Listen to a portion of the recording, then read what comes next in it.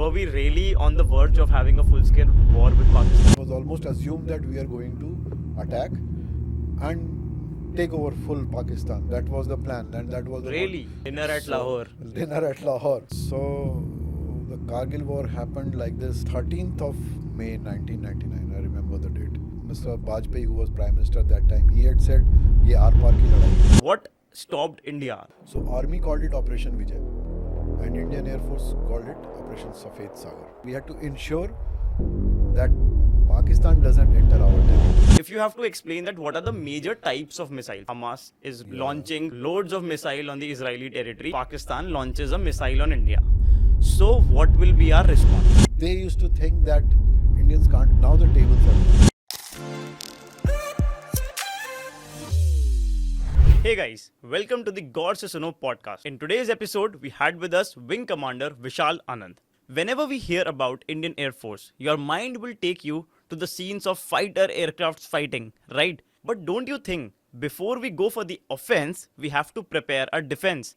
This is exactly what Vishal sir did for the nation. Vishal sir was a part of Indian Air Force Missile Division. He later took voluntary retirement from the Indian Air Force and is currently working with the private defense company. This was a very insightful and enlightening conversation with Vishal sir. If you are interested in missile technology, drone technology, defense indigenization, and you want to know about the perspective of an Indian Air Force veteran, then this episode is a must watch for you. So I'm pretty sure that this will be a very enriching episode for all of you. Vishal sir, it's an absolute privilege for us to have you on the show. This is my first podcast with someone coming from the armed forces. So thank you so much for giving me this opportunity to host you. And I'm sure this will be a great learning experience for our audience as well as for me. So how are you feeling, sir? Thank you, Vivu, for giving me this opportunity. I'm very elated to be here with you. And yours is first interview with armed forces, and this is my first podcast. So maybe both are on the same turf right now. I think it will be a great experience for both of us. Yes. So looking forward to it. Sabse pehle, sir, let's start from your childhood. Sure. You were born in Ranchi, right? Yes. So how was this journey from being born in Ranchi to joining the Indian Air Force? Oh yeah, it's a very, very fascinating story. Some of part of may look like from fiction itself. So I was born in Ranchi. Okay. And there's a very famous residential school.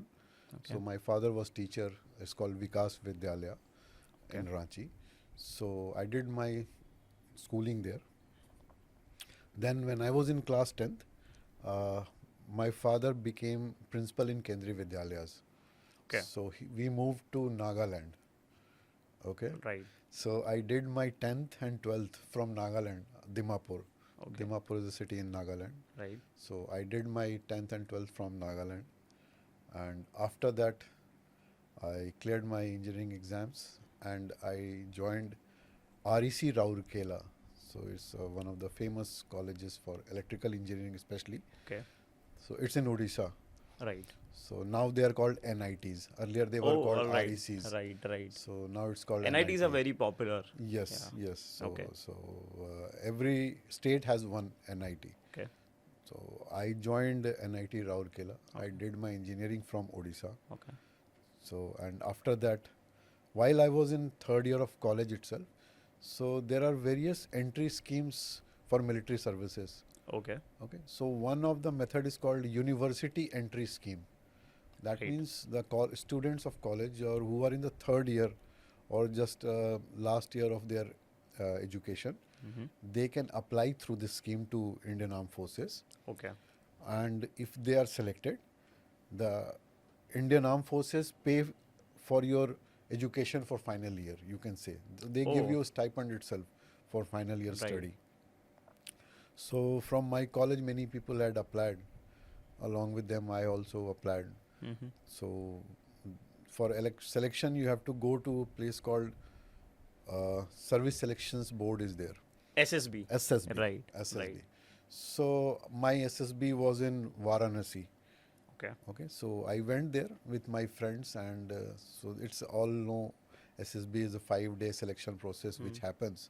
And at the end of the day, even 1 or 2% are not selected. I think there's so much of competition and so much of threshold is set there. So I remember in our batch of 300 people, only 2 of us were selected. So none of my college friends got selected. And those who were very, very seriously interested into that. I was not that much serious about it. I had just gone as a fun part of it. So you But were I that got smart selected. backbencher. Yes, absolutely. I was a smart backbencher. You do Right. smart work. You don't Oh, do much right. hard work. So that's how I got selected into Indian Air Force. And so in 1996, I joined Indian Air Force. So that's Right. my journey from my hometown Ranchi to Air Force. Right, sir. Sir, usually people think that the way to joining the armed forces is through the NDA exam. But Yeah. like you said, you went through the engineering process and then Yes. you joined the forces. Yeah. So what is the difference between these two methods? Okay, so first is like NDA route is very common, we have always heard. And generally earlier, for if I talk specifically about Indian Air Force, so if you have to be selected as pilot, so you join as from NDA. Generally people used to join. Earlier used to join after class 10th itself. Oh. So a young boy after doing 10th used to join NDA. But nowadays it has been changed to 12th. 12th. So now you have to complete your 12th, then only you can join NDA. So once you go to NDA, your route is confirmed. Armed Forces only give you training now. And after NDA is combined for Army, Navy, Air Force. Okay. From after completion of NDA, then you have an option or choice is there whether you want to go to which armed of services. So after NDA, whether you go to IMA, that is for Indian Military Academy for Army, or you go to Air Force. So like that, you diversify from there. And once you come to Air Force, then you join as pilot. So Right. that's the NDA route, which is the most common route.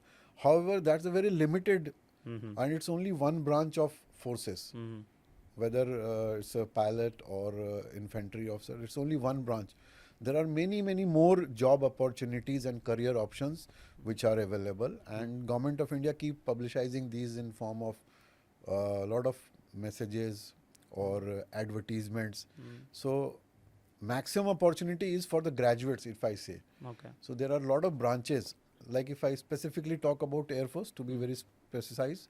So other than flying branch, there are many other branches. Specifically, I will say that there is an engineering branch to which I belonged. Okay.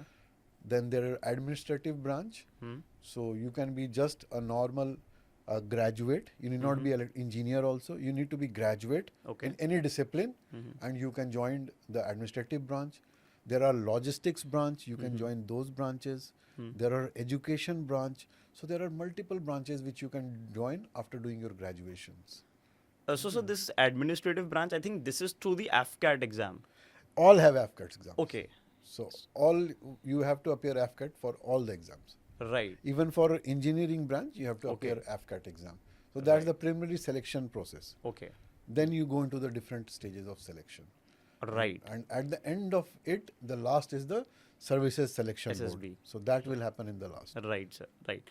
So, sir, like usually when we talk about Indian Air Force, Yeah. what comes into the mind is fighter pilots. Yes. But let me tell the audience that sir was not a fighter pilot in the Indian Air Force, but he belonged to the missile division of the Indian Air Force. Yeah. So, sir, what fascinated you about joining the Indian Air Force, and that too the missile division? Yeah. So as I told you, the selection process, I told you how it was not very serious at that time. So but when I joined Indian Air Force, after doing our engineering, generally it is two branches in Air Force which is there. One is called mechanical branch, Okay. and one is called electronics branch. Okay. So there are the two branches of engineers in Indian Air Force. Okay. So if you are electrical engineer or electronics engineer or computer science engineer, Okay. then all these three group of engineering can join electronics branch of Indian Air Force. Okay.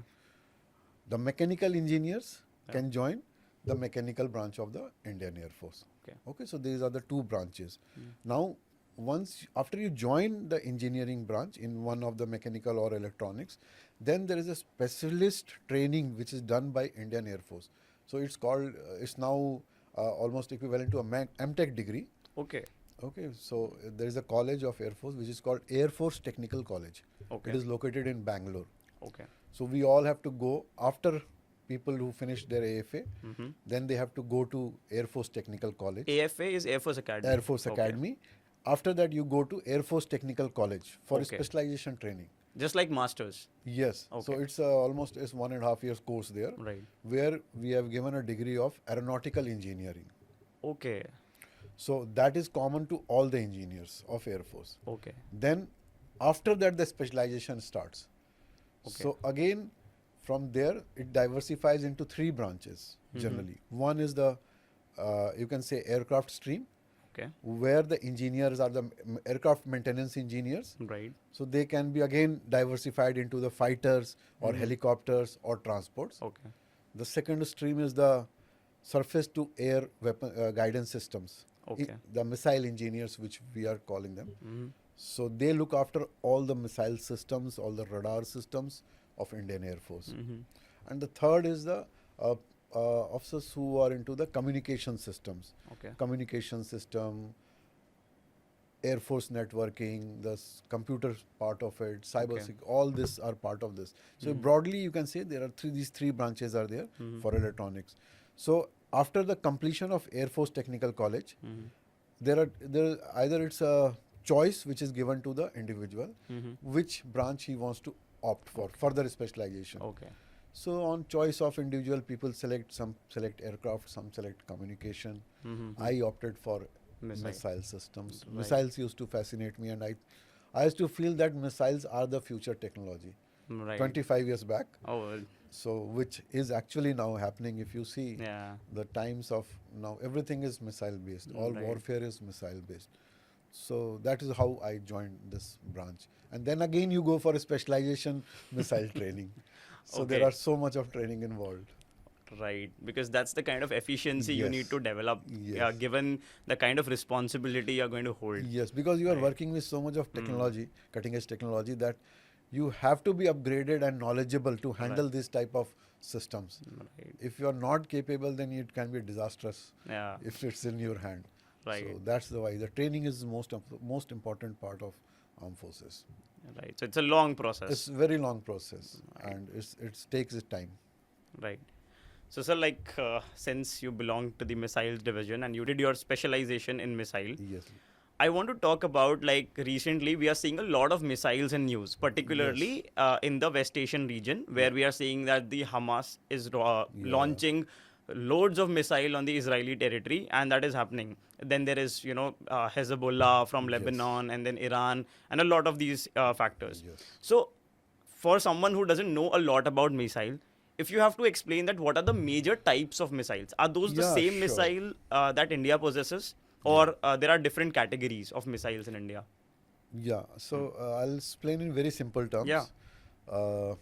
So if I talk about missiles, we can classify the missile into the from where it is launched and to which is its destination or where its destination. Right. So this is the basic classification on which missiles are classified. Right.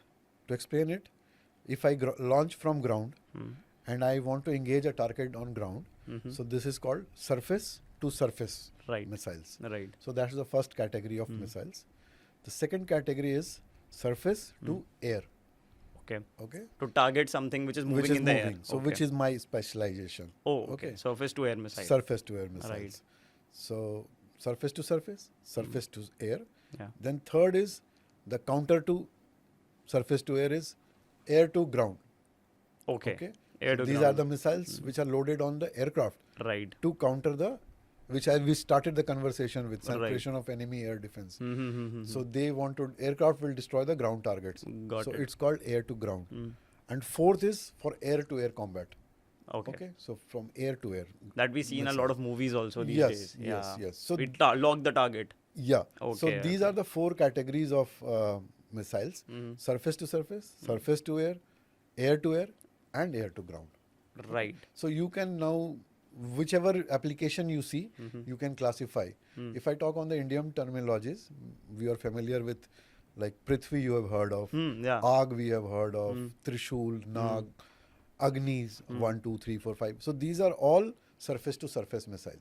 They are launched from surface and their objective is to destroy targets on surface. Right. Then there are second category of missiles are which is used by Indian Armed Forces are called Akash missile system, which we have heard recently. And there are a lot of Russian missiles also, like Pechora missile system was there. There's OSA missile system, Igla missile systems. Okay.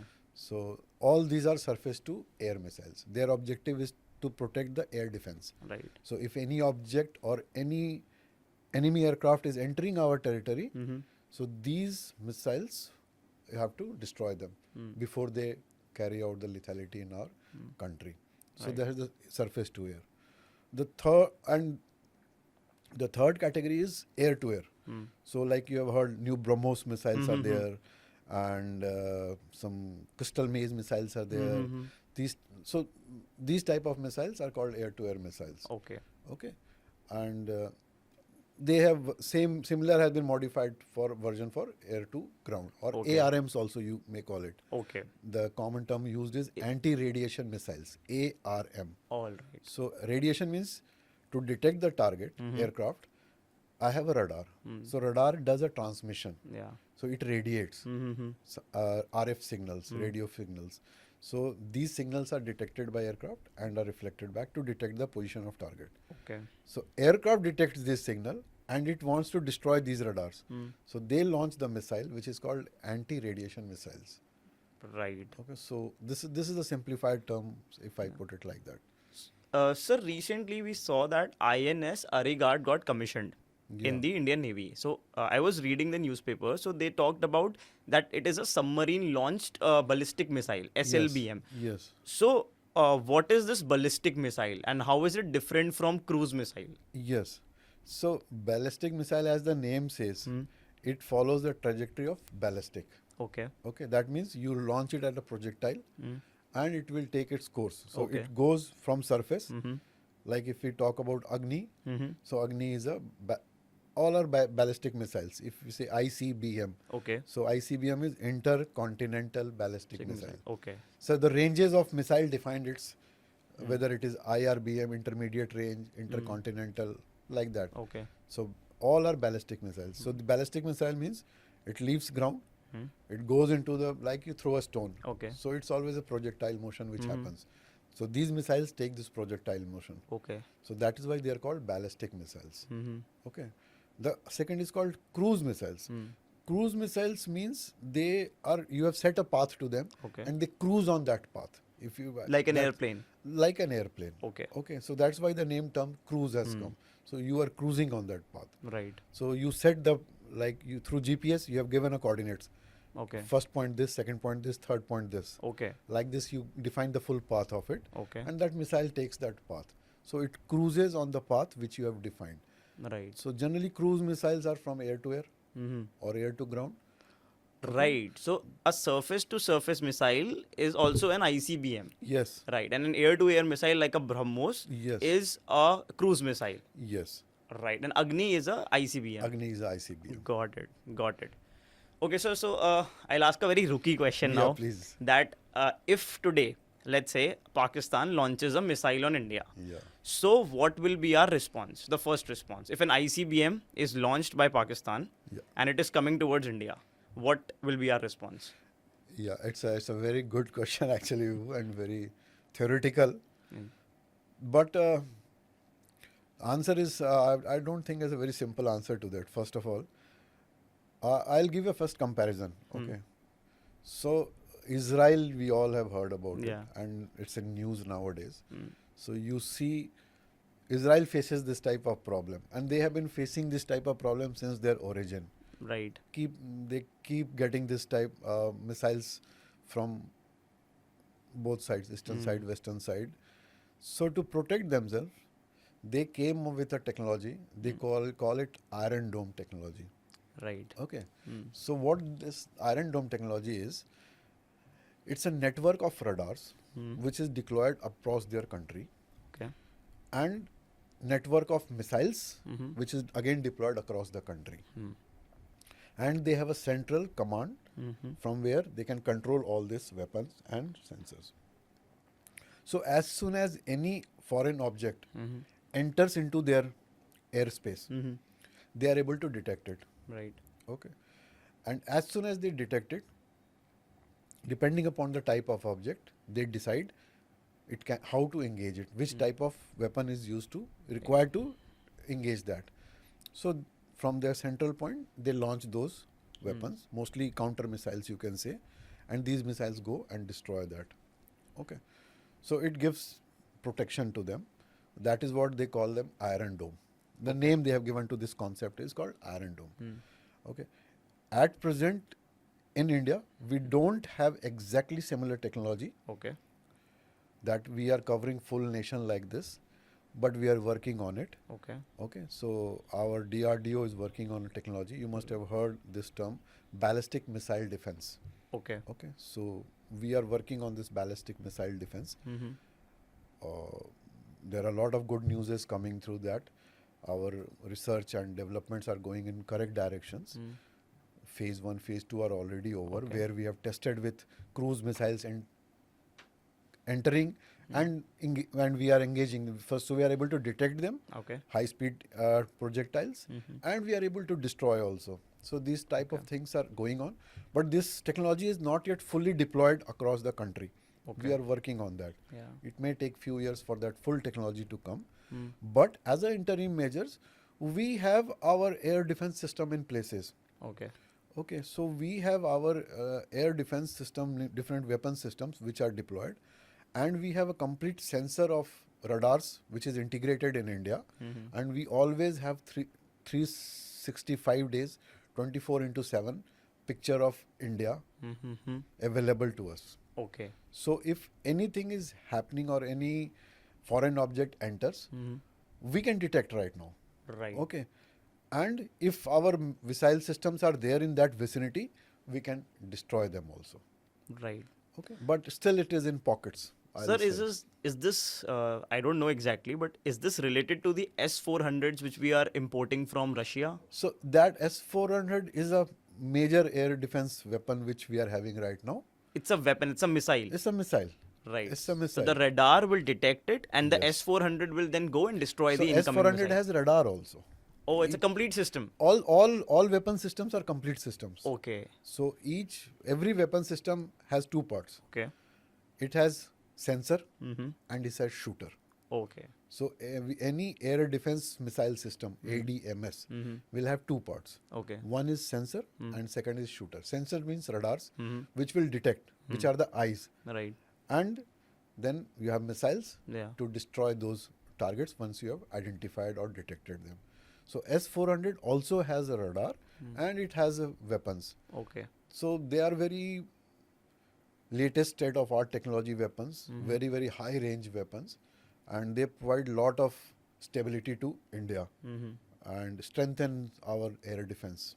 Like, Okay, right. so they are the latest new generation, so they can engage all type of incoming aircraft. They can engage supersonic aircrafts, they can engage supersonic missiles, they can engage small objects. So what is a supersonic missile?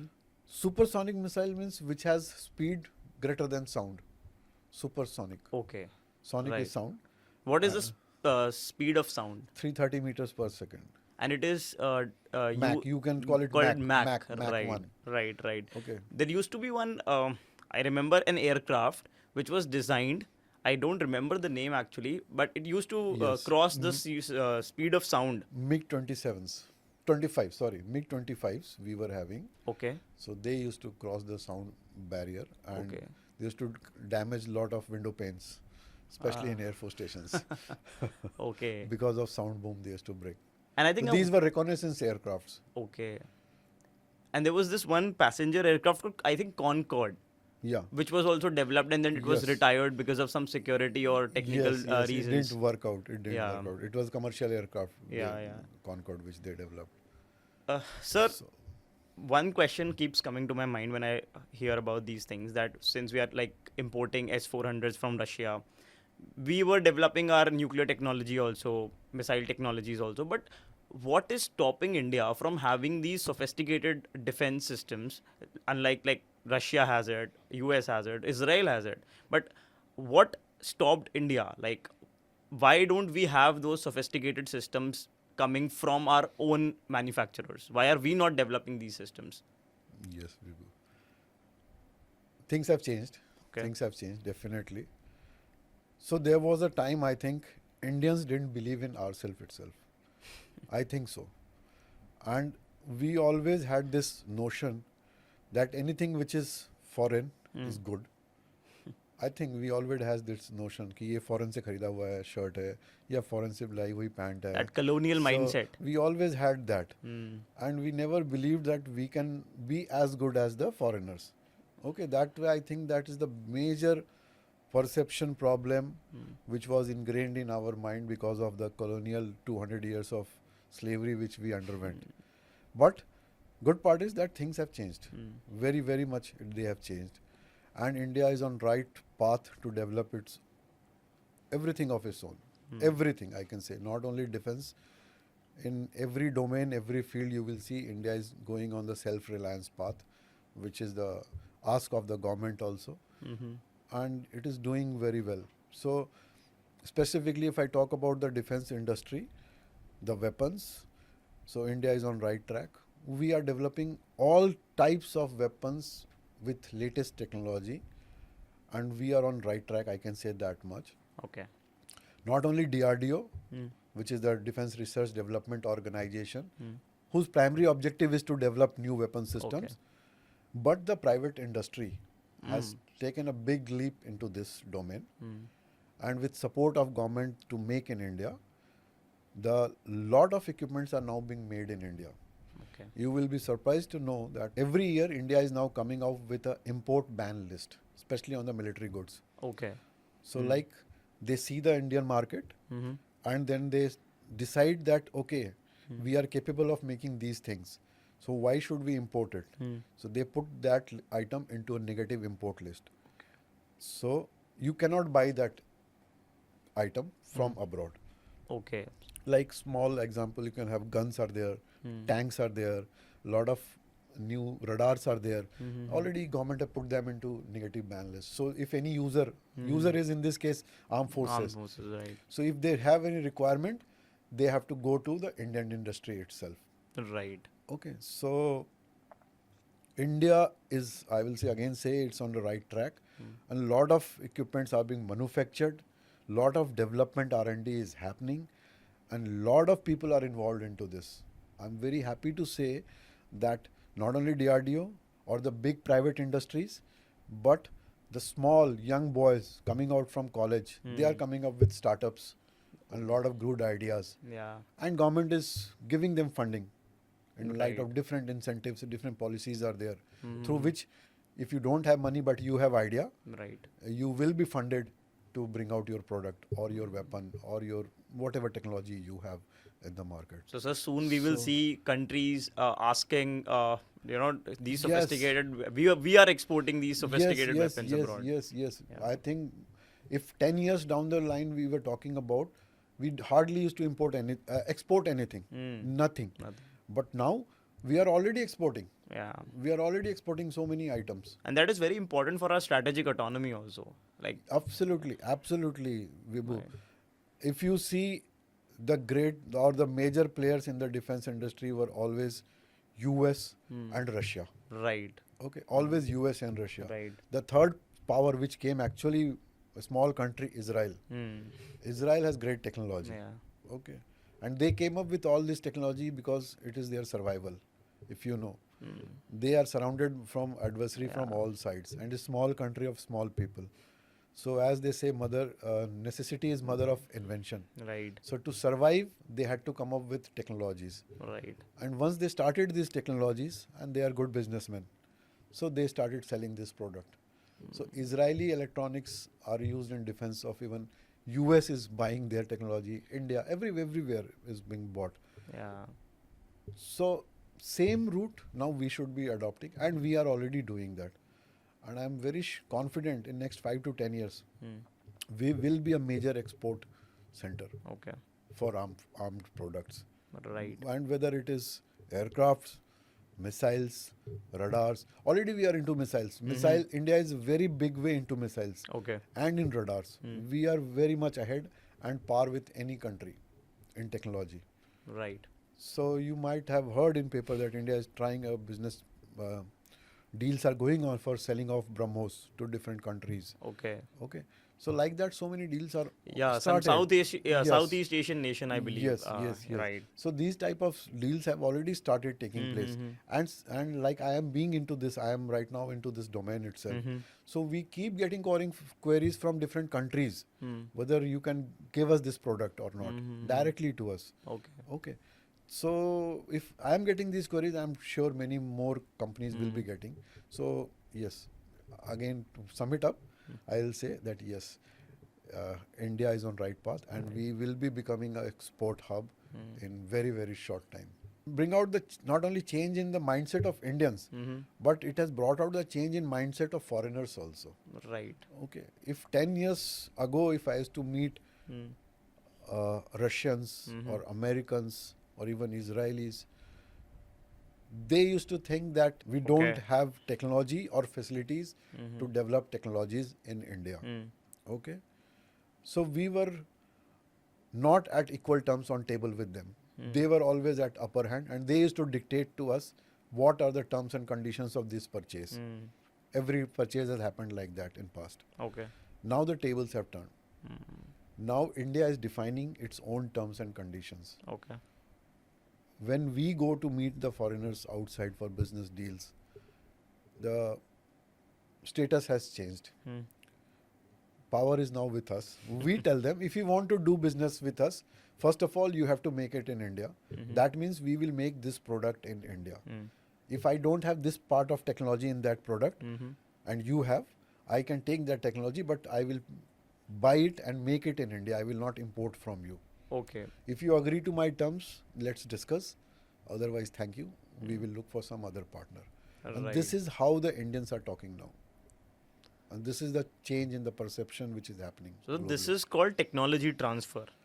It's just an example of technology transfer. Technology transfer is a very big thing, which Yeah, it is also applicable for fighter aircrafts, like we saw everywhere. in Rafale deal also, that Yes. there is a technology transfer. Yes. So, sir, do you think like we should always focus on the technology transfer rather than importing, because that is in our interest in the long term? No, I don't agree. Okay. No, not that point. Of course, better. It is always better to better than import Mm. transfer of technology, because you're getting some know-how. Mm.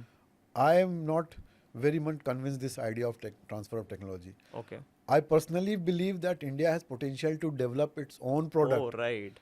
Technology we also. have the brain. Hmm. We have everything. Yeah. Why we need to look forward or look somewhere else for obtaining the technology? Hmm.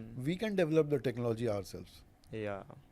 Any domain, we can do it. Or outside, we only are there. But I think, sir, developing a technology needs a lot of research, and Exactly. that will require a lot of funds. Exactly. And that is, I think, where the the discussion stops. That where do we get funds from? Exactly. Exactly. So that is the question mark which is there, Which we need to answer. which we need to answer. Yeah. And I'm sure the higher echelon is thinking on these lines. Right. As I told you, there are small projects which are there. So if you have a like startup idea Hmm. and you have one product, Hmm. Government of India has policies to fund you. Okay. So these are small funds right now, Mm-hmm. but with every passing year, this is growing. Big Right. companies are there who are willing to do the R&D. So Ambanis and Adanis all are in this domain. Right. So they have big pockets, and it can definitely be funded. So you have to come up with idea, Yeah. and India is open to those ideas nowadays. Mhm. So if you have product, even military is happy to buy it. Yeah, India should also have its own Elon Musk's for space technology, missile technology, Yes. and then only the efforts will be like there will be a synergy between the armed forces and the private institutions coming up and creating that entire ecosystem.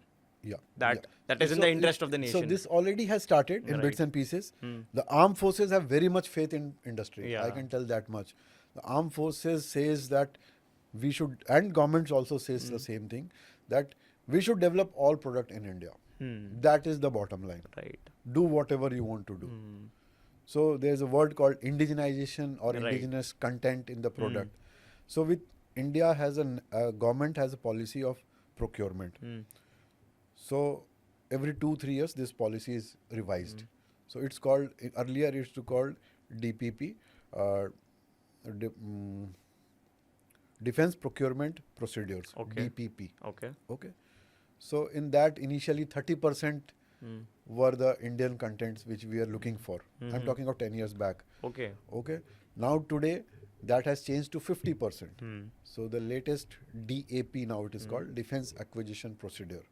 DAP 2020. Defense Acquisition Mission Pro- Council oversees that the this. council is a committee. Okay. So they have made a procedure. Everybody can follow this procedure for Right. procurement. Okay.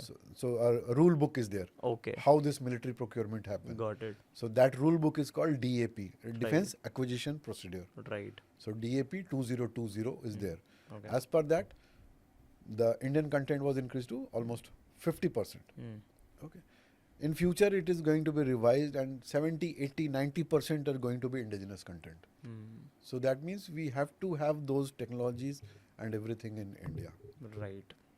So 5 years down the line, maybe we could be very well placed as a good exporter of technology. Hopefully. Hopefully. Right. So, sir, now we were talking about Israel and Hamas. Now let's shift our focus to what is going on in Russia and Ukraine. Yeah. There I saw a video where there was a soldier, Ukrainian soldier. He was around his tank, and then a drone, it came over him, shot him down, and entire footage was also recorded. So drones are playing a very significant role in the modern warfare, like we are saying in this conflict.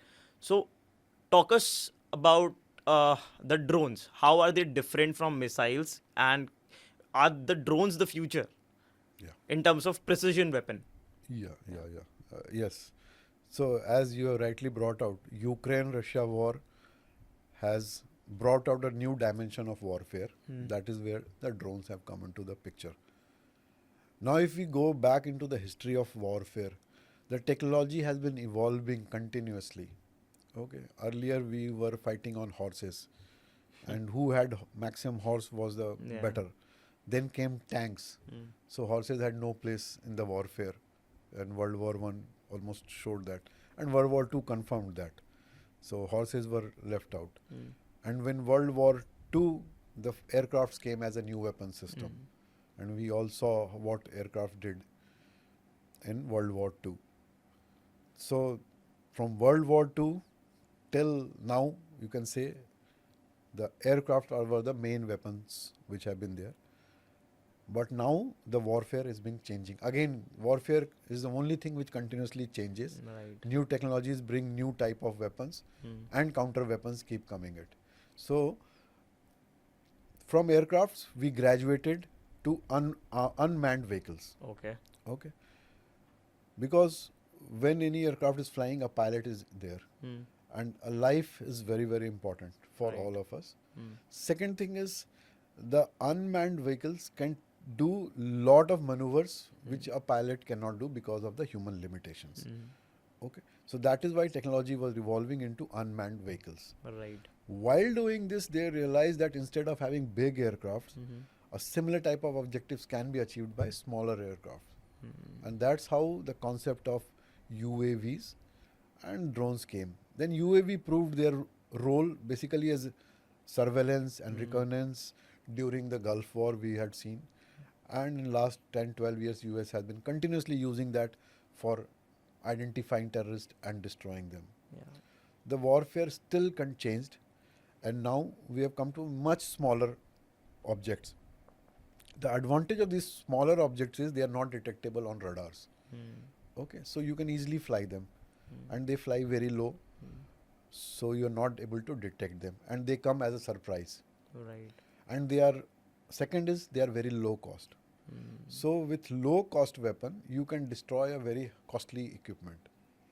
Right. Like in Ukraine war, if you see, the Russian lot of tanks have been destroyed by small drones. So they are just taking these drones and as a suicide bombers or kamikaze drones, you can say, they are going and destroying this system. So a very low cost weapon is causing very high damage. So that is how the roles of drones have changed, and it is continuously changing and evolving. Now we are already the work is on that instead of one drone, why can't we have swarm of drones? Yeah, Okay. just like birds. Like birds, Yeah. like birds fly in group, Yeah. hundreds of them. And if you see the maneuver of birds, they all follow each other movement. Right. Hundreds of doing different type or similar type of maneuver and in coordination. So why can't that be done by weapons? So if you have 100 of drones and you take it to one place and you can destroy 100 of objects if you think from weapon point of view. So the technology is already at that place. Indian Air Force had conducted a competition in Okay. India called a Meher Baba competition. Okay. And so it's a name of the competition funded by a senior officer on whose name this award is there. So in that Meher Baba competition, all the Indian companies were open to participate, Okay. and they had to demonstrate a swarm technology. Swarm technology was, that means you fly 50 drones together. Okay. So they will go to 50 kilometers, Okay. do some activities. Some can drop some payload, someone will take photograph, or some is doing some other activity, and then these have to come back. So this was a competition which was done Okay. to test the Indian capabilities. So, and our company got the first prize in that. Oh, okay. Yeah, so in swarm technology. So this technology is already there Okay. and people are working on it. Mm-hmm. So next war or next event which you will see, instead of costly fighter aircrafts, the drones will be used. They can be used for reconnaissance, for you put a camera on that. Right. So you put a drone is the object in which you can put any payload which you feel is your requirement.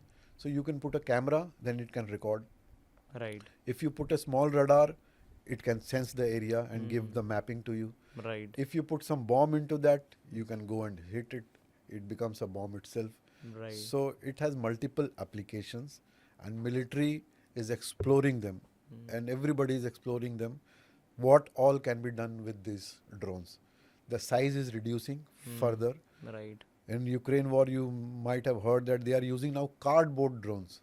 Okay. What is that? It's made up of cardboard. Cardboard. Cardboard. So it's Okay. very Low cost. low cost and highly I'll say effective weapons.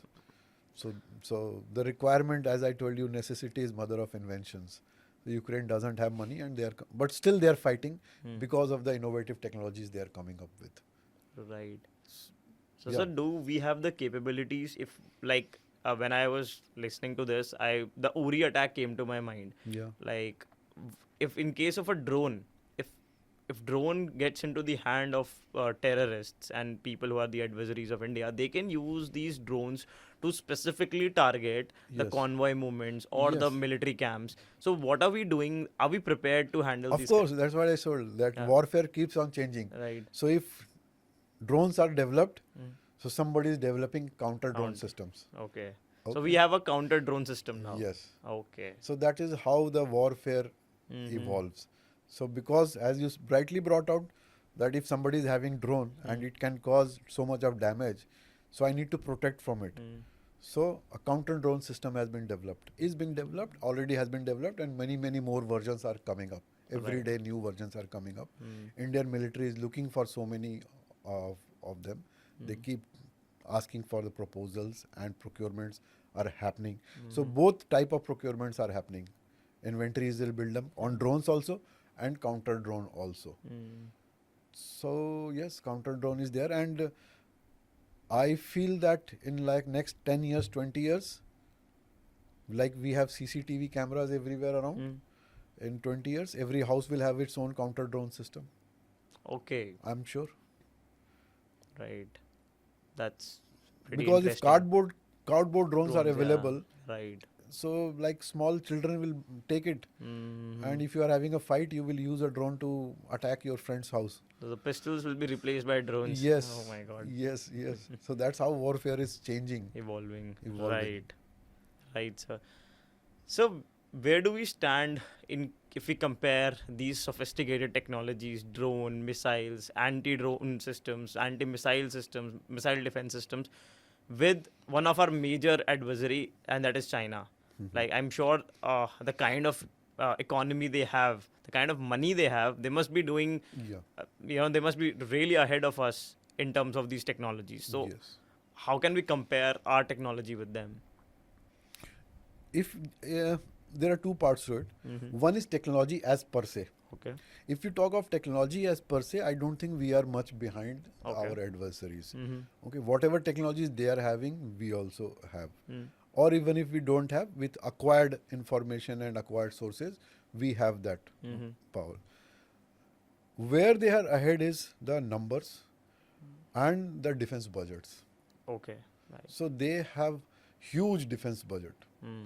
and they are procuring lot of weapons, manufacturing and procuring. Mm. We must give due credit to the adversaries also. Mm. So they have developed lot of weapons and they are manufacturing also in large number of quantities. So they have budget and they can do it. We have to do a catching game there. We don't have that much of budget to be equal to them in numbers, but effectively we are there. Okay. Okay. So if when I say effectively means today's warfare is not only about numbers, it's about how you use the weapon and what type of damages you can inflict on the enemy. So more than physical, it is a psychological warfare which is there. So in that front, India is way ahead because definitely we have good support from everywhere. If you see, we have Russian also in our favor, we have Americans also in our favor, we have Israelis in our favor, we have France in our favor. So that way India is politically very well balanced. So that's how the political support covers up the gaps in the numbers. Right. But as per technology, again I'll say, we are not behind, not Right. behind. Right. We are equally good in technology. And it's catching up game. China has done this 10 years back. We are catching it up. And next 5 to 10 years, we will be at par with them. I think this the perspective should be like that. What I can figure out with this is that when we look at economic reforms, we talk about economy, we should also look at it in this way that if there are economic reforms, it will translate into more the bigger GDP, bigger the economy, bigger will larger the amount of funds we will have to fund the research and our defense, right? course. And that will clearly translate into the development of that strategic power we want to possess. So we will have to look at the economic policies from that perspective also, that they directly translate into strengthening the nation. Yeah, very right, very right. If as a nation, if we talk, we have so many more bigger issues Yeah. to handle, where more funds are required. Right. So of course, defense is a priority, but other issues are also needed to be taken care of. Right, So yes, definitely. if you have bigger pie, you can have more to eat. Definitely. Right. Right, sir. So, sir, now I want to talk about like your initial days in Yeah. the Indian Air Force, because when we were researching for this podcast, I was reading about you and I read that you were associated with the Kargil conflict. Yes. So, tell us more about that. Oh yeah, definitely. I love to talk about it. So, as I told you, after completing my basic training Right. in missile systems, and I was posted to Avantipur. So Avantipur is a forward base in Jammu and Kashmir, and it is closest to Pakistan border. So we have our base there, and I was posted there with to look after the air defense, and as per specifically with the missile systems which I was trained on. So we were deployed there. I joined that place in 1998 December, and sorry, 98 this November I joined, and in 1999 we all know in May this Kargil War started. So now in hindsight, if you see the story unfolds and we know, but when you are there in thick of them and when story is being created, you don't know what is happening actually. So the Kargil War happened like this for us, that on 13th of May 1999, I remember the date. So we had a meeting in our Air Force station where senior officers brief us about the situation, what is emerging there. So our army counterparts came and they briefed us that certain militants have entered into our Indian territory at few of the locations, and army is carrying out an operation to flush them out. So it's an army operation, and it is just for information of us as Air Force guys to understand that a lot of army movement is going to happen nowadays. But it's an army operation and it will be handled by them. So this is on 13th of May.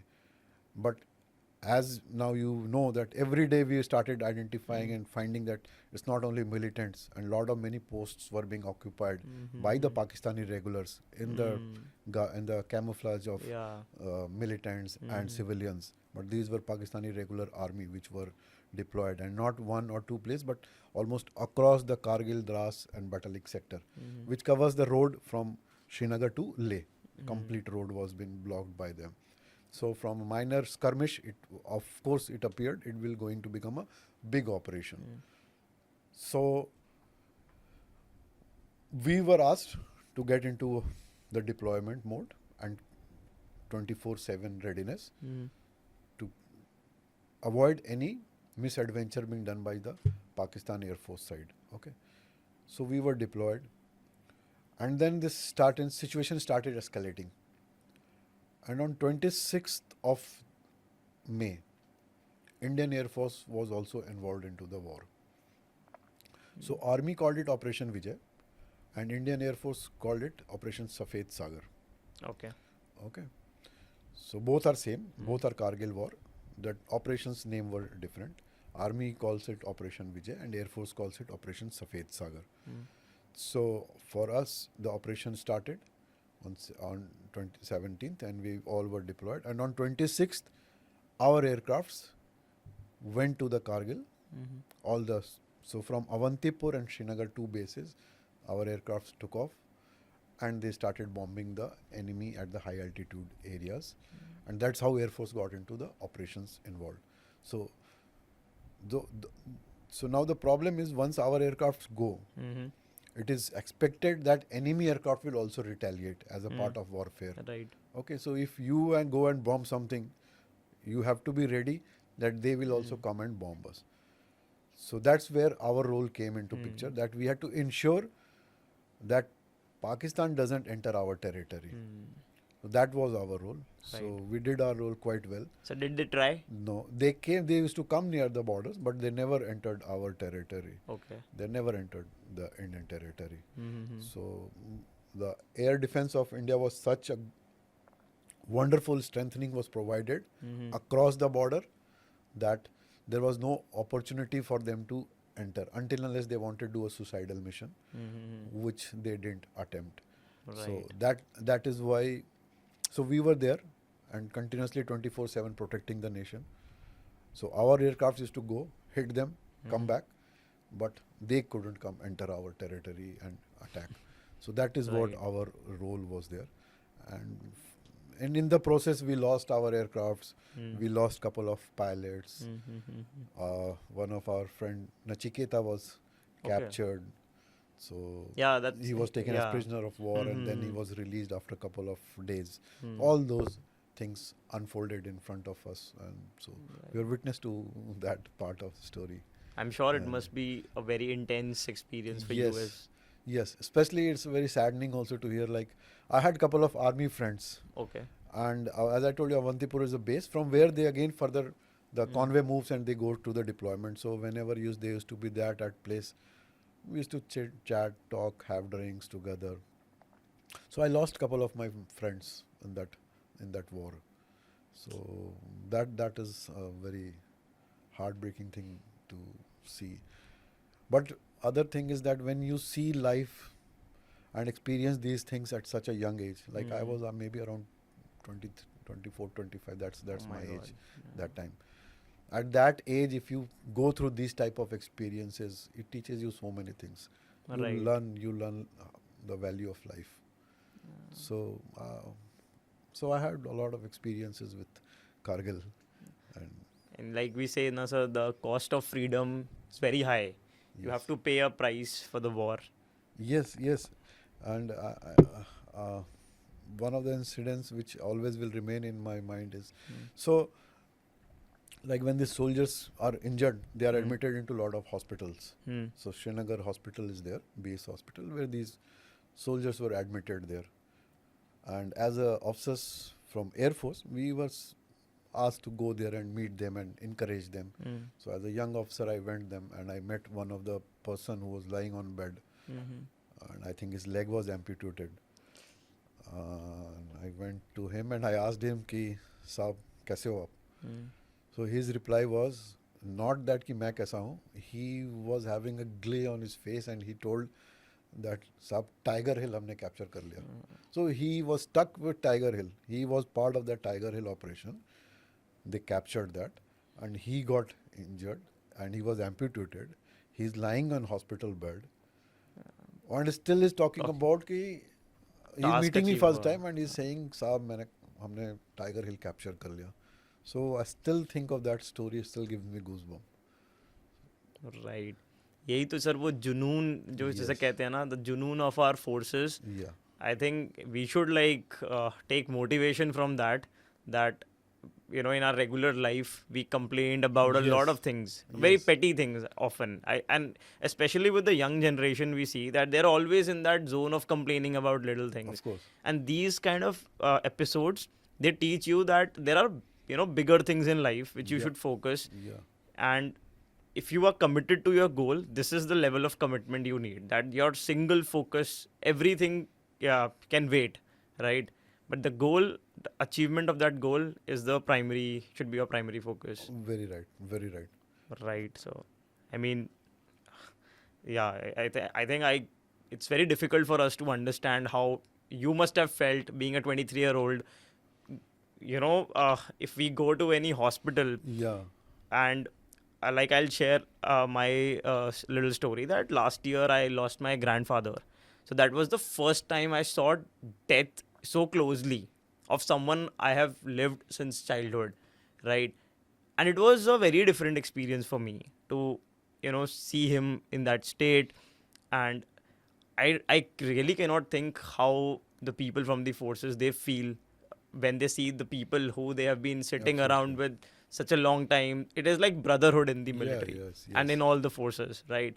And to see that person go at a very young age, Yeah. and that person must be having a life in front of him, his family, children. So a very it, it makes you a deep person or more. It changes your perspective. It completely changes your perspective. First of all, you stop cribbing because you start respecting life. Right. You start respecting things what you have. Instead of complaining what you don't have, you start respecting things what you have. I'll just give you a couple of very short examples to explain this perspective of mine.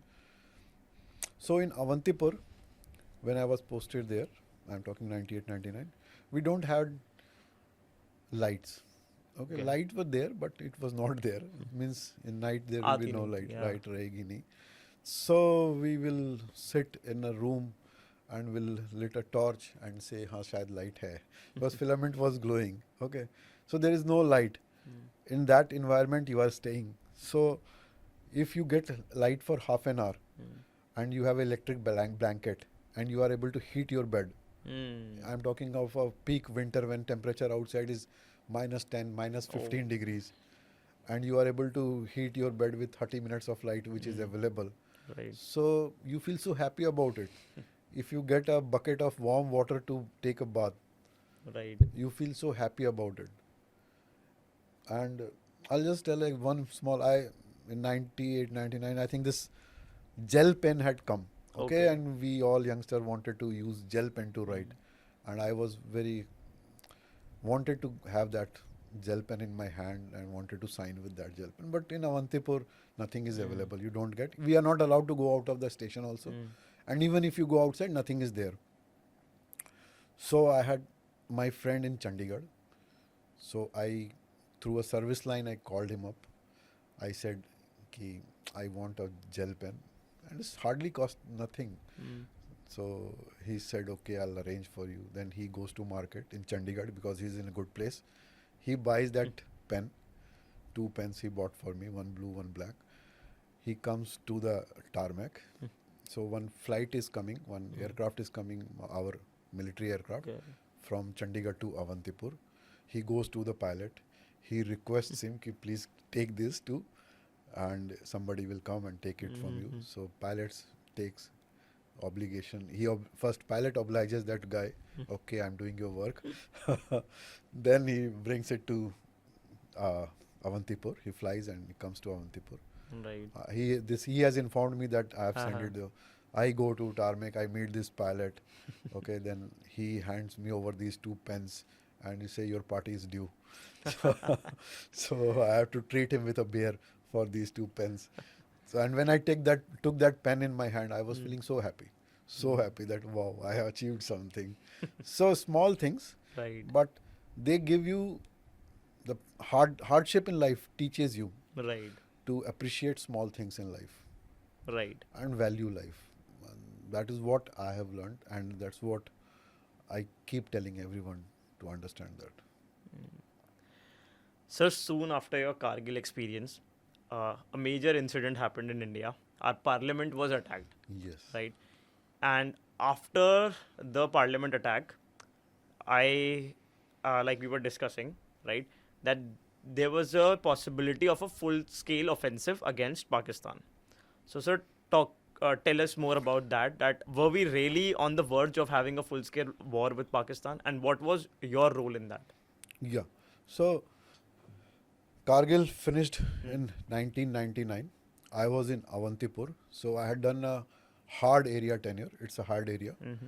So after doing that, we were given a choice of posting. You can take a choice of posting after doing a hard area, and if possible, the organization will give you that choice Okay. of posting. So I was a bachelor, so I thought, where should I go? So I looked across the country and map, and I thought, Delhi yaar bahut bekar hai, bahut mushkil hai. And Delhi we keep coming anyway. Yeah. So I said I want to go to Baroda. Okay. So I had heard Baroda is a very good city and very beautiful city. I had never been to that place. So I asked for posting to Baroda. And in 2001, April, I joined. From Avantipur, I was posted to Baroda. Baroda also I was in the same role of air defense system. So I have a missile system and I have to look after it in Baroda. So in April, I have joined. And in 6 months of time, we were there. In December again, December 13, 2001, the parliament was attacked. And that time, militancy had increased to a very, very high level. Every day or every second day, you will hear some bombing blast at this city, that city. Bombay some place. attacks also happened during the same. Bombay attack After that, yeah. 26/11 happened after that. The Okay. bus attacks in Bombay, I think Yeah. that was Lot also of- happened in lot 2000s of only. these Yeah. things were Delhi, going on. So- Sarojina Market attack. Yeah. It was not a one thing or a one-off thing.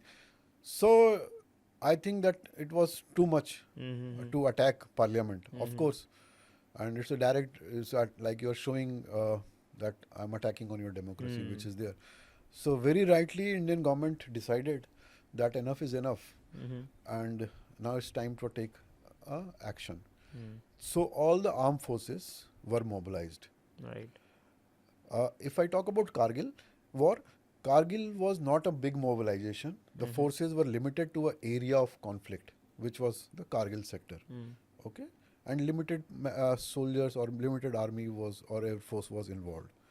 When Op Parakram, and this was termed after this attack, so this operation was termed as Operation Parakram. So Strength. strength, Parakaram, yeah. show your strength. Okay. So it was actually display of strength. Okay. So all the three forces of armed forces, Army, Navy, Air Force, were told to go to their deployed and take the offensive posture. So in that offensive posture, everybody was located towards the western sector. So my unit was, though in Baroda, we were not directly there in part of that war, should have been there. But to strengthen that area, we have been asked to move from Baroda back to Jammu and Kashmir. Okay. So I had just come back 6 months back. And again, in December 2001 it happened, and immediately we moved with our full troop. So I did a convoy of around 140 vehicles and we drove from Baroda To J&K. to J&K. We went there, then we deployed at one of the places which is 30 kilometers from Pakistan border. Okay. So we deployed there, and like this, everybody was deployed at different locations. And it took almost 1 month of time to India to get ready for attack position when everything was deployed, and it was almost assumed that we are going to attack and take over full Pakistan. That was the plan, and that was the Really? that is what we were being told as youngsters, that this is going to be a complete war, and let's finish it off completely, once and for all. Like dinner at So, Lahore. dinner at Lahore, maybe. So, but it was big offensive plan, and we all had prepared for that, and we were all waiting that any day the offensive will start from India side. Okay. So, for doing offense, you have to have a defense. So, Yeah. first we had to prepare our defense, and then only we can go for offense. So, when both the things were ready, even if you hear the interview of Mr. Bajpayee, who was Prime Minister at that time, he had said, "ये are पार की लड़ाई है." This was a statement that ये are पार की लड़ाई है. But somehow the political things, the scenario changed, and it was decided that India will not attack. Okay, so after 6 or 8 months of offensive posture, the things were mellowed down, and we again started retreating back. Okay. So some of the units retreated back, some were still deployed to keep especially the air defense were offensive people who had come back, but the air defense people were still deployed, and our unit was one of the last to be routed back. So I spent around 1.5 years living in tent, seeing summer, winter, rain, 2 cycles of everything. So we were deployed around Jammu border, and from where I was deployed, in the evening we could see the hills on which Vaishno Devi is there. Okay, so we could see the route of the lights which take it to the Vaishno Devi, and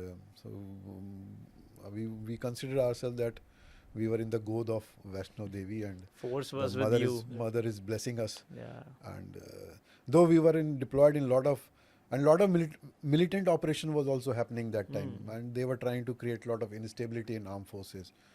But fortunately, nothing happened to me or my team, and we all came back safely after deployment of another 1.5 years actually. So we lived in tents for 1.5 years, and when I came back for the first time in this concrete room, I couldn't sleep in the night. I was scared that this thing may fall off. So it changes your mindset actually. But sir, I think now I should introduce the audience about an interesting story that happened during that period. Yeah. You wrote a book Yes. while staying in that tent, looking Yeah. at the hills of Vaishno Devi. Yes. Tell us more about that, sir. How did that thought came to your mind that I should write a book? Yeah. So I always have this literary side inside me. From school days, I used to write small plays, skits, stories. And when I was in school, I was even I participated in a national level competition which was organized by JNU. Okay. I was in Nagaland that time, as I told you, in class 12th. So I had won the third prize in inter-school story writing competition, which has happened across the country. So that was the first, I think, where I could feel that yes, I have this inside me to write stories. So when I joined services, military, we used to write a lot of skits, small plays, fun things in school, college. So this started developing inside me, but I was not getting time to sit and write properly.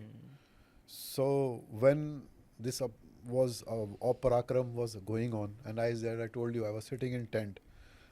So our role was to keep our system ready 24/7.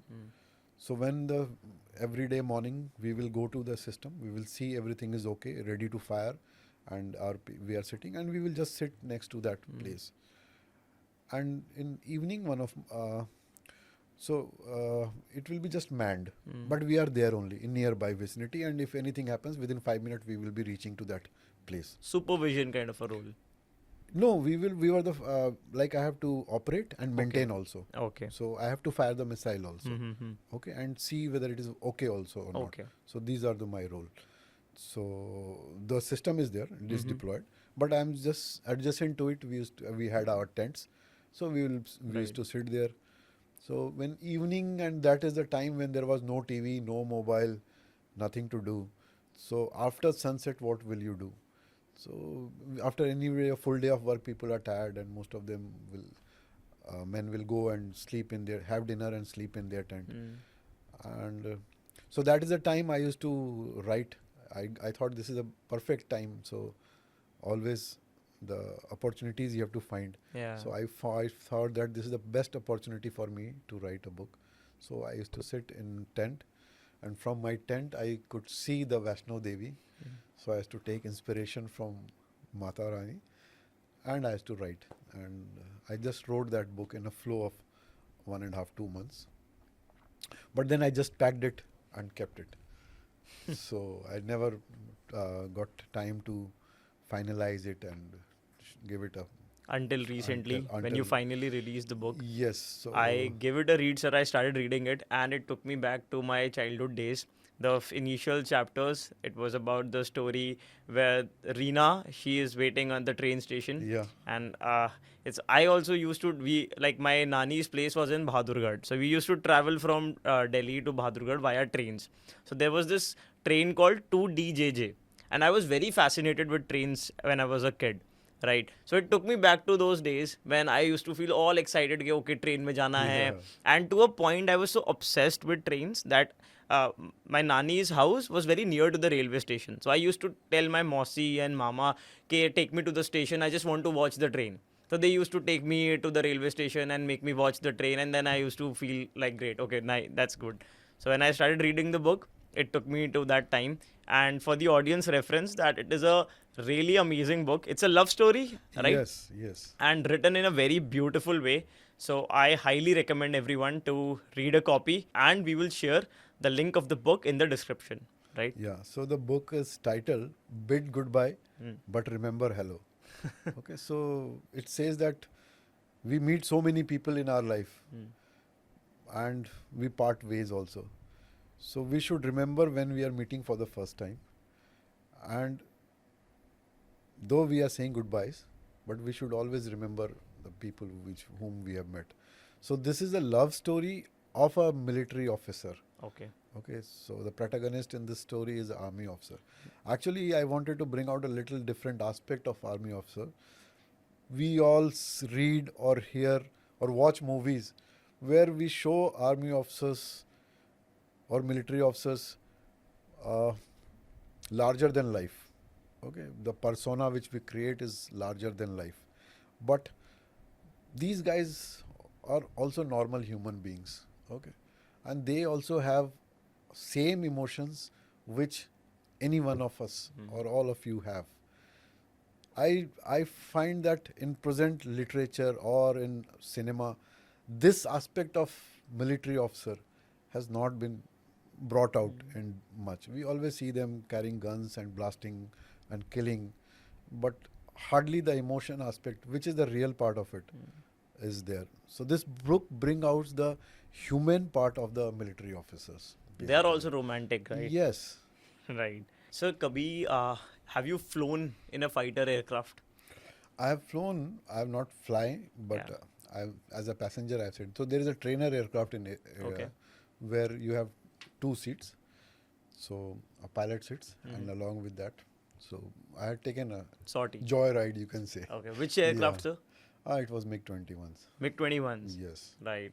MiG-21s are also like, they are also very fascinating aircrafts, Russian aircrafts, and like, although now there is a talk to retire them, but they have been a backbone of Indian Air Force since a very long time. Yes. They were there. People nowadays, they are very fascinated by the special forces. Okay. So I think most of the people, they don't know that there is a special force wing of the Indian Air Force also. Yes. And that is called the Garud Commandos. Yes. So if you can just briefly talk about them. Have you met any Garud Commando? Yes, of course. So the the first batch of Garud Commandos were trained in the Air Force Station Avantipur Okay. when we were there. So that started concept that time. Okay. Basically, it was felt that when, like, for operations, especially when you are going into the enemy territory, you need to have a synergy between the aircraft and the team which is there. So if the people, it was felt that if the people are from Air Force itself, they will understand the requirements of aircrafts and they will understand what type of operations to be done. Okay, so it is nothing to take away from the, plus the speed of action can be fast because aircraft at certain location and Garud team is also at that location. Okay. So Okay. they fly with the aircraft. Yes. Okay. Yes. So to increase the speed also, it was felt that we should have a specialized forces. Otherwise, we have our commandos, which is NSG, is there, but their main base is at Manesar. Yeah. Okay. So the time of movement or time of speed of action sometimes is required. So these type of operations, and plus to give the protection to the bases itself. So like in every station is located and it needs protection. Especially in now present day scenario when lot of militant have started targeting the Air Force bases. Okay. So they protect the base. So that is also their one of the objectives. Okay. They give protection to the base itself. So they are part of that station and they live there and they give protection to that base. These are the objective with which the Garud team was formed. So for this, the officers and the men which are there, they were voluntarily asked from all other branches. So from engineering branch, if you want to volunteer, or from admin branch, or whichever branch. So the volunteers were taken, and then they have been trained. They have given the specialized training to meet the requirements which I have given you. So they are the commandos which are been trained, just like the NSG trains them, and they understand the requirements for which they have been trained. Especially if the operations have to be conducted inside the Air Force Station or the operations in which the aircrafts are involved. So these commandos can sit in helicopter, can go, can be dropped. They know to do the paradigm jumping. They can sling down, do the action, come back to aircraft, and with the team they can come back in fast and quick action. Is there anything So- special about their personality? Like we often heard that these are those stud guys No, of the. absolutely not. That's what I'm trying to tell, that we all are human. Okay, so it is not about the physical fitness is there. It is not about your physicality. You need not be 6 feet tall. Okay, you can be physically fit. Yeah, right. Okay, you can be a commando. It is about the how swift actions you take, how agile is your mind, and how good you can handle the crisis. The So special force mindset. More than physical, it is Yeah. military is all about mental. Mental. We Right. feel that physical or you should be big body, larger, muscular, or military. No, military is more about mindset. Efficiency. Yes, because, and that is what it happens in the service selection boards. The strongest guys are not selected. It is the one which has the person who has the mindset to handle the situation, not budge under the pressure. Those are selected, and those are the mindsets which are required in these pressure situations. Right. You can take swift and fast and good decisions. Right. That is what is more required. Physical, and nowadays anyway nobody is doing hand combat. It's the Right. sophisticated weapons which are involved. So a carrying weapon is all you have to do and understand how to use that weapon. But physical fitness is there. But more important is the mindset. So you Right. have to be a strong mindset to handle the adverse situations, of course. Sir, now I would like to talk about your life after coming out of Indian Air Force. So you took voluntary retirement, VRS? Yes. Right. Yes. So what was the reason, sir, of coming out of the Indian Air Force? And right now, what are those avenues you're working on? Yeah. So, like I served in Indian Air Force for 22 years. Right. And I had some personal reasons for which I wanted to take up leave services. Especially, I personally felt that after certain age, when we have young children, their education gets affected. And if I have to provide a good education to my son, then I need to be at a very good place. And nowadays, because of competition is so much, and especially in military, our children get left out because of the hard tenures or the places at which we are posted. So most of the officers or the men, what they do, they leave their family at one of the stations and they keep traveling at different places where the facilities are not there. So I didn't wanted to do that. I wanted to stay with my son and my family. So, and there were few other personal reasons. So because of this, so I wanted to take a look, and the government of India gives you an option that after 20 years of service, if you want, you can apply, and if they feel, they will leave you. It's not compulsory, but they may leave you. So I applied for that release, and I was fortunate that I got the release. And then I did a course from IIM Ahmedabad. So it's a business management course which IIM Ahmedabad offers. So I did that, and from after doing that business management course, so a lot of placements happened, and I joined as HR head for a pharmaceutical company. Okay. So it's a Macleod pharmaceutical. It has multiple locations, factories, which is like in Gujarat. Basically, I was in Gujarat and Daman. Okay. So they had 5 factories there, and they hired me as HR head for their 5 factories to look after their HR, administration, recruitment, and all other things. So I was there with them for almost 1 year, and I took retirement from Delhi itself. Okay. So in 2018, I was commanding a unit in Delhi itself. Okay. So from that unit, I was commanding officer, and in 30th April 2018, I took my premature retirement from service, and then I joined this Macleod Pharmaceutical, and I moved from Delhi to. I wanted to actually move away from Delhi. Delhi is, I think, is too tiring. So I wanted to take a break from Delhi. Okay. So I opted for a small place there's a place called Vapi, which is in the Gujarat, near Mumbai and Daman. So we shifted there for almost, my family remained there for 2 years. I worked there for 1 year. Okay. And while I was working there, so as I told you, I'm specialized in missile systems.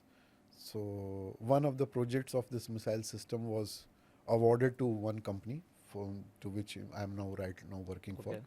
So Alpha Design Technologies. Okay. So they got this award to make digitize old Russian missile system, and I was a specialist into that. Okay. So I then joined this company. Oh, all right. And so again I came back to Delhi. So now I'm. There is something in Delhi which keeps calling you back. Yes. I think so. Delhi keeps calling you, even if you don't want to come. It keeps calling you. So I've come back to Delhi, and now I'm working for this company, Alpha Design Technologies. Okay. We are into making the military goods for Indian Army, Indian Air Force, Indian Navy, Coast Guard, and other paramilitary services. So it is under this, if you say, under the scheme of Make in India. So that's what I'm doing right now, Vibhu. Right, sir. So recently you participated in the Republic Day parade. Yeah. 2024, right. January, 23, right? 23. 2023. Yes, okay, yes. Right. Last year you participated in the Republic Day parade. Yes. So tell us about your experience. Oh, I think that's a once in a lifetime experience, Vibhu, I must tell. So, as I told you, I took retirement in 2018. So, I am part of the veterans community right now. And in every year Republic Day parade, the first tableau which you see after the marching contingent, the tableaus come. The first tableau is of the veterans tableau. Okay. So I got that opportunity to represent all the veterans of Indian Air Force. Okay. And I was selected to be part of that tableau. So lovely. I'm God has been very kind to give me this opportunity. Generally, people don't get this opportunity to stand and walk on this, participate on tableau and walk on Kartavya Path. So I got that opportunity, and so parade was there, and I was there, and our tableau was there, and the tableau passed. People were there on the Rajpath, which is now called Kartavya Path. Right. Then we come to the center of the dais. Rashtrapati is there.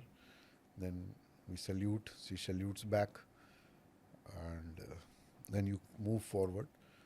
This part of the what I just described to you, you see on TV. Yeah. Like every Republic Day parade, this part is shown. What is not shown, and which overwhelmed me, is the love and affection of the Delhiites. Actual parade starts after the, you say that after India Gate, the actual parade starts. यहाँ पे तो लोग bound हैं, पूरे restriction में बैठे हुए हैं, ठीक है, दोनों साइड में लोग, and they are observing it. But the parade doesn't end at India Gate. From Rashtrapati Bhavan it starts, and the parade and contingent and tableau goes to Lal Killa. Okay, Lal Killa. Yeah, the full process, whatever you see on this TV, from till India Gate, they show and then cut it. Yeah. But it doesn't end. Parade doesn't end. The full contingent, people marching, children, NCC cadets, armed forces contingents, then all tableaus, everyone goes to Lal Killa. So the route has been already defined, and people know that this is the route. It's been barricaded, and it's closed. In morning it's closed. I think from till 12 o'clock or 1 o'clock it's completely closed, that full area.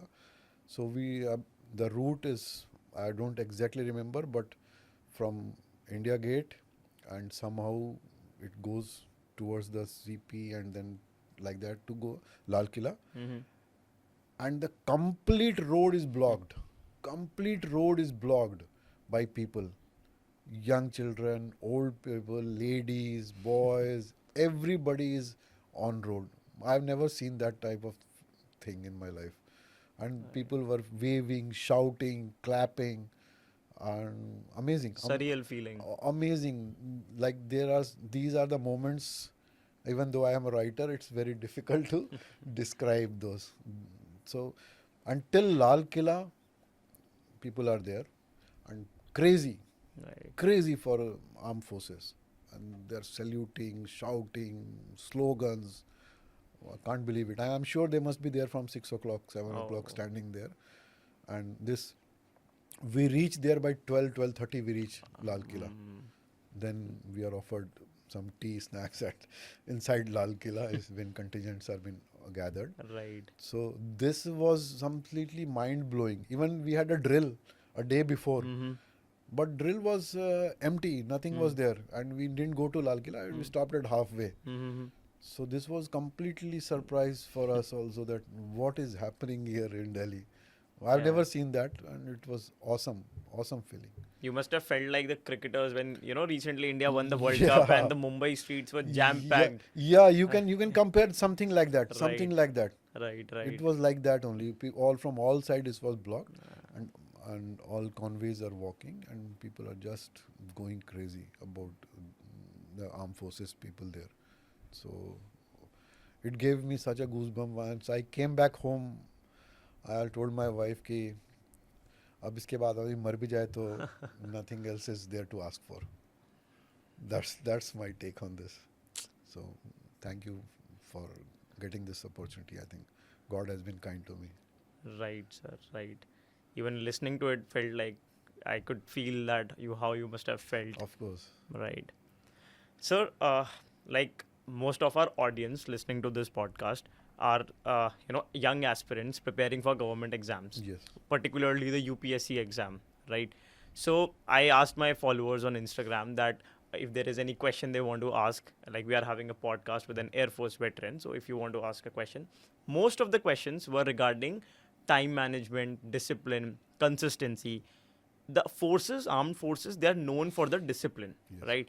So, what can be your suggestion to the young aspirants watching this podcast, that how can they cultivate that discipline, consistency, and time management in their life and not get distracted like often? Because we are living in the era of reels, short form content. The Right. attention span is reducing like at a very significant rate. In this kind of environment, how can they develop that discipline? Very, very right question actually. Actually, discipline and time management are the two key things. If you have these two ingredients in yourself, you can sail through in any situation, I think. And these are the habits which, though in military compulsory it has to come, but you have to acquire these habits. If you want to succeed, you must acquire discipline, you must acquire time management. If you need to do some work to do that, you must do that. Like discipline, it's very difficult to tell how you will become a disciplined person. It has to come from inside you, that I have to be disciplined. And there is a lot of sentence I remember is saying, discipline is what you do when no one is watching you. That is discipline. Right. Like if I am dragging my car on midnight, 12 o'clock, when nobody is there but still there is a red light, I need to stop. Right. That is discipline. Right. Because nobody is there. But if the rule says you have to do this, to do it. please do that. And it is very difficult to enforce discipline. Right. In military, we enforce discipline by bringing so many laws, so many rules and regulations. For a young boy, there are no rule books. Rule books have to be made by him. He has to define that I have to get up at 5 o'clock in the morning. And he has to get up at 5 in the morning. If he Right. says कि no, आज छोड़ देते हैं, तो नहीं होगा. Right. So if you want to achieve something, then you have to sacrifice so many things. Okay. And you have to develop certain habits.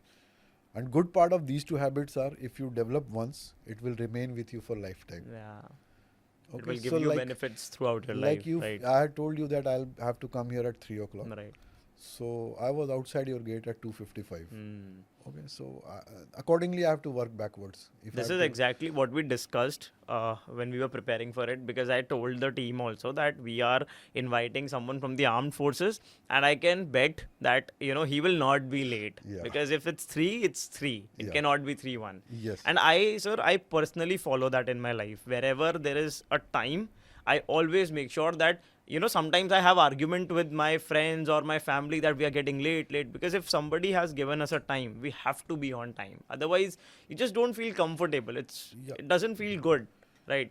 And cultivating that habit, then you also repeat the same things in your regular things also. Absolutely, So absolutely. it's a habit which you need to develop. Yes, it's Right. an habit which you need to develop, and once you develop that habit, it will always remain with With you. you. In all and aspects of in your life. all aspects of life, Right. and it will do good to you. Right. And this time management, or specifically coming punctuality, if time, it's not time management, it's actually punctuality. It's an Indian issue. Mm. Like if you go outside, if you have set a meeting for 3 o'clock, Yeah. everybody will be there at 3 o'clock. If they are not there, then there has to be some genuine reason why they are not there. It's not that they will just casually come and start that. Right. However, in Indian culture, if we see, if we have given a time of that party is at 5 o'clock, मतलब 5 5 पे o'clock you निकलना है. start at your home. Ah. 5 o'clock you start at your home. Right. That's a very sad part of it, because Right. somebody has planned your event. Mhm. Or like you have catered that 5 o'clock I will do this, 5:15. In fact, in military, when we invite people, I like to share it. So if I have to invite 5 people at my home, so I will tell and say it's 5 o'clock is my main person or my senior most person is coming. So I will ask Vivu, please come at 4:48. Okay, I will tell you, please come at 4:47. You come Okay. at 4:46. Right. So that I can meet each one individually, interact with each one of you for 1 minute, make you comfortable in my house, Okay. and then I can attend the next guest. So the- 4:46? So 4:46 पे जो आएगा मैं उसका 1 minute I will spend, talk to hi hello, make him comfortable, offer him a drink, then I'll go and meet the next person because he's standing, he must be there as per my plan. Now, if you don't follow that, all of you come together, then I cannot look after you. So, so this is what punctuality is there. And as far as time management is there, see, we all have 24 hours in our life. Right. Okay, nobody has more than that. But some people are achieving so much out of their 24 hours. That is the question we have to ask. Why they are achieving? Because they are doing time management. We all need 8 hours of sleep. Correct. I'm really motivated and curious to see that what if I, invite, if we have if we host a party at our home and I send an invitation that you have to come at 10:31, 10:32, Yeah. how the response will be. Yeah, so it will be doesn't pretty work. funny. So, yeah, they'll laugh. Right, It sir, doesn't work right. that way now. But that has logic to it. Right. Yeah, that is important. To Yeah. explain what is the logic behind Yes. it. Correct. Yes. Definitely, sir. So one thing I also want to talk about is decision making. Can you share any experience of yours in the Indian Air Force where you had to take a decision? It was a very important decision, could have had severe consequences. And what was your mindset while taking that decision? Yeah, I can share. There are so many. The one which comes to my mind right just now is, so when we were deployed in this Op Parakram, as I told you, we were seeing so many seasons. And one day I was not well. I was having high fever. So I was in my tent, had medicine and I was sleeping. And unfortunately, that day, so we were in open ground and gale came. Gale is high speed winds which blow. So the problem is that if the wind is at very high speed, it will blow away your tents. Correct. And the wind had just started coming and more forceful were supposed, maybe in 5-10 minutes it would have come. So I was in my tent and I could see that tents started shaking. And my guys know that I'm not well, so they were not disturbing me. But I got up and I went out and I saw one of the tents just flying off. As I came out, I just saw one of the tents flying off.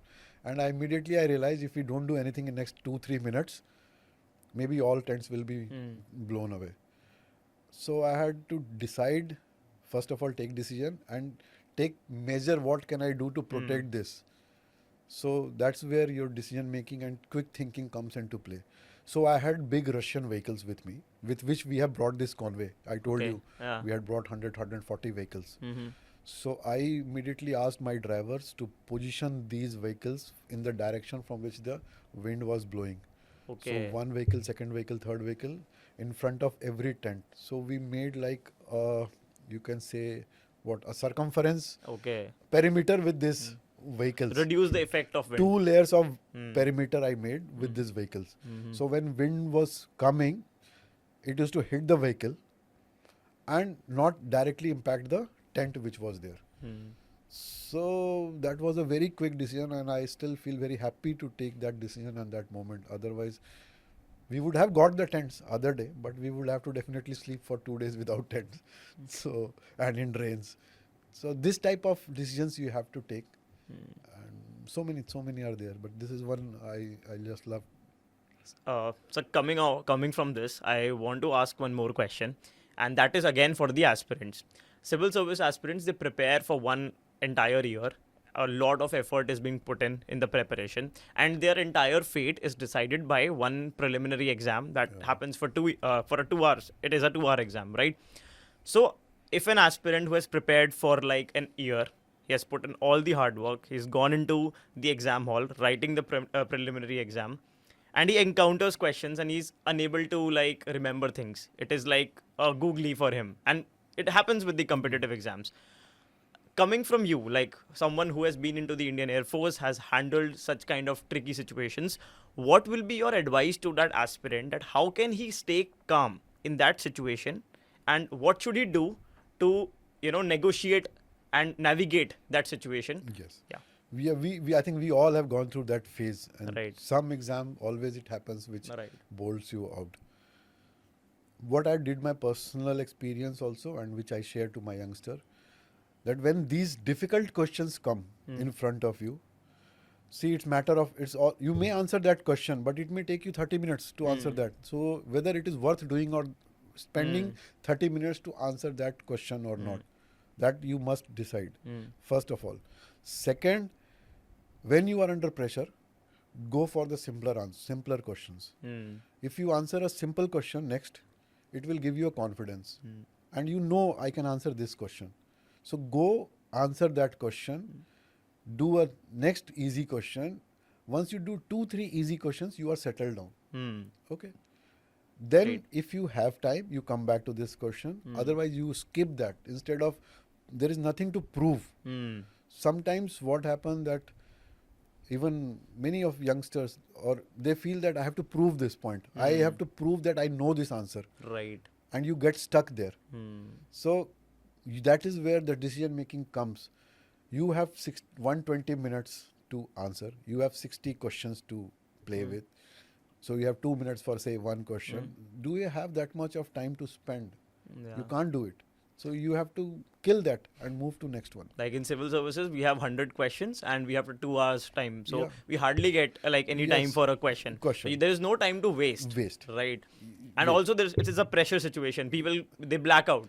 Like, Yes. so yeah, so they need to remain calm. And you will remain calm when you are able to answer some questions, which you Right. know that I am with certainty, I am Right. making a right choice.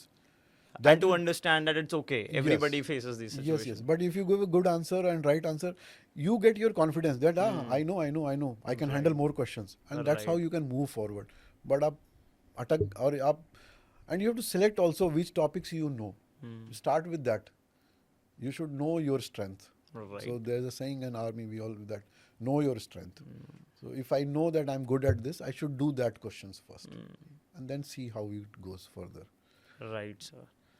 Sir, this was like a amazing learning experience for me. This conversation, like the way it evolved, it was an amazing, awesome learning experience.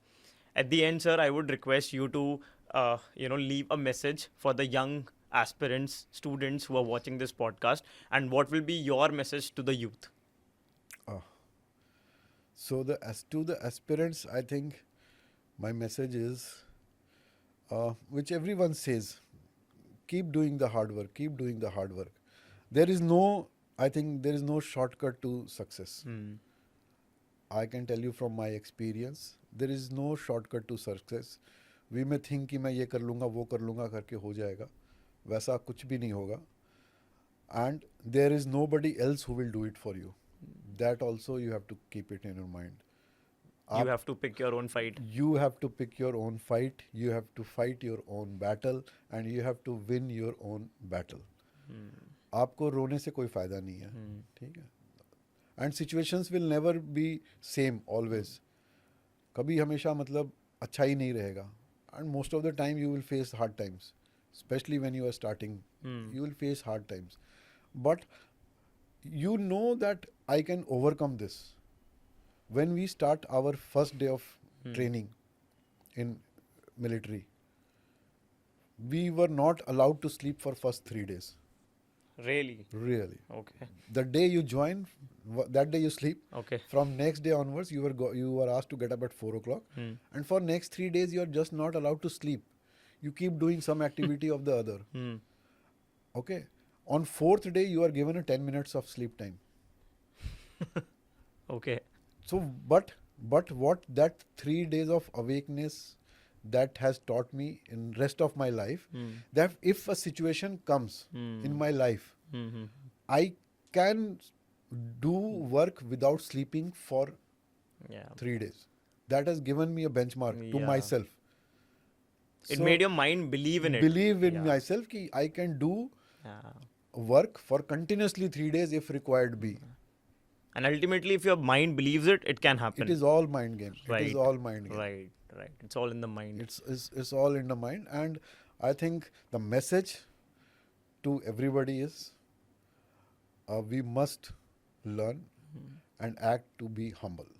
Right. That's one point I want to emphasize and share with everyone. You have to be humble in your life. You may achieve whatever you achieve, but if you are not humble, then you will never be successful. Right. And you can pick any person in this world. If he's successful, then he has to be humble. Right. Short-term success I'm not talking about. Hmm. But if you are talking about the great personalities, you will always find them humble. So this is one aspect we all must learn. You may be excellent in your studies. You may have IQ of 400, 500, I don't know. But if you're not humble, then you will not go places. Right. So be focused and be humble. That's my message to, I think, youth of the day. Thank you so much, sir. It was lovely talking to you. Thank you for being on the show. And we look forward to having more such conversations with you. Thank you so much. Thank you, Vibhu. I really enjoyed and you had such wonderful, insightful questions. And you've taken me also back to my whole journey of, in fact, my life you have covered in this discussion. So thank you very much for giving me this opportunity to be here. Thank you so much, It was a pleasure sir. to be here.